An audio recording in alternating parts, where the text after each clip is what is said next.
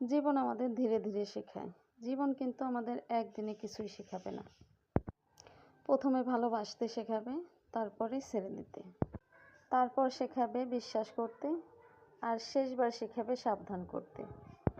প্রথমে সবাইকে আপন ভাবতে শেখায়, তারপর ঠিক বুঝিয়ে দেয় সবাই আপনার হয় না।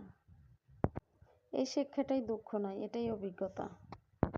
এই শেখাটাই কিন্তু ক্ষতি নয়, এটাই নিজেকে জানার একটি দরজা।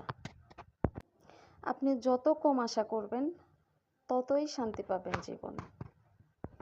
আপনি যত নিজেকে বুঝতে শিখবেন ততই সহজ হবে আপনার এই পৃথিবীকে মেনে নেওয়া।